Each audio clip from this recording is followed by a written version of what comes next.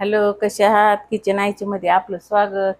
आज आपण बनणार आहोत कैरीची चटणी. चटपटीत डाळ टाकून, हरभऱ्याची डाळ 4 तास भिजू घालून. तर एक कैरी घेतली आपण, स्वच्छ धुवून पुसून. आता या कैरीसाठी साहित्य बघू. एक कैरीसाठी साहित्य आपण 4-5 तास डाळ भिजवून ठेवली. हरभऱ्याची डाळ भिजवलेली. त्यासाठी साहित्य: मीठ, साखर, हळद, जिरे, मोहरी, लसण आणि हिरव्या मिरच्या, कोथिंबीर. चला तर मग आपण सुरुवात करू. आपण तवा तापायला ठेवला. तवा तापलाय. आपण या मिरच्या भाजून घेऊ. कच्च्या नाही टाकायच्या. कच्च्या टाकल्या ना चटणीला चव व्यवस्थित लागत नाही. पण या अगोदर भाजून घेऊ चांगल्या दाबून. तेल टाकलं ना अंगावर मिरची उडती.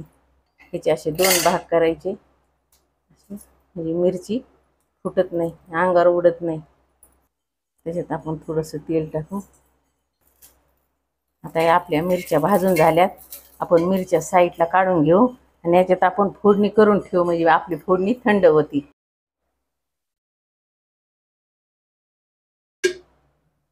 तेल जास्त नाही टाकायचं, तेल थोडंच टाकायचं.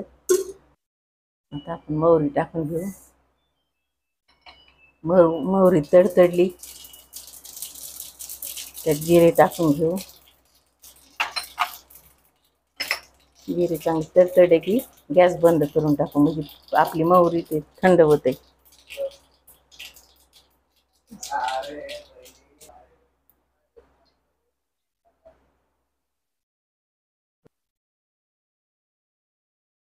आपण कैरी कट करून घेऊ. आपल्याला याच्या फोडी करून घ्यायच्या. सालं काढून आपल्याला याच्या फोडी करून घ्यायच्या. अशी करून फोडी करून घेऊ. आपल्याला कैरी किती गोड आहे त्याप्रमाणे आपल्याला साखर टाकायची. आंबटा जास्त असली तर जास्त टाकायची. आपण ही डाळ अगोदर थोडीशी फिरवून घेऊ. आपली झाली डाळ फिरवून थोडी जाडसरच ठेवली अशी, कारण कैरी बरोबर आणखी बारीक होईल. आणि तर अशीच कैरी चटणी आपली हे डाळ बरी अशीच. आता आपण याच्यात कैरी टाकू आणि कैरी थोडी खाऊन बघायची. जास्त आंबट असली तर साखर जास्त टाकायची, कमी आंबट असली तर मग साखर कमी टाकायची. तर कैरी गोड आहे. आपल्या मिरच्या थंड झाल्या तर आपण मिरच्या टाकून घेऊ. त्याच मीठ टाकू. मीठ साखर थोडीच टाकायची, कारण कैरी गोड आहे त्याच्यामुळं साखर अर्धीच टाकणार आहे मी. आणि ही कोथिंबीर. आता हे जाडसर मिक्सरला फिरून घेऊ. आपली आता ही फिरून झाली, छान झाली. जास्त बारीक नाही करायची, अशीच ठेवायची.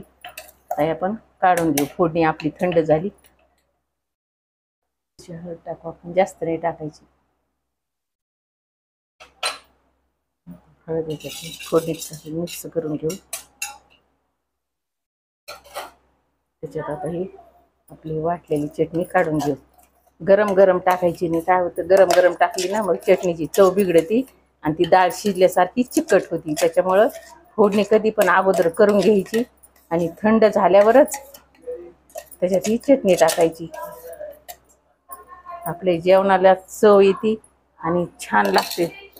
तोंडी लावायला म्हणा, असं भाकरी पोळी बरोबर खायला पण छान लागते. भातासोबत छान लागते. भातात कालवून खायला बघायची. चला, आपली आता कैरीची चटणी तयार झाली. आता आपण सर्व करू. चला तर मग किचन आयच्या मधली आपली कैरीची चटणी चटपटीत चमचमीत तयार झाली. अशी करून पहा, खा, लाईक करा, शेअर करा. चला तर मग भेटू पुढच्या रेसिपीला. थँक्यू.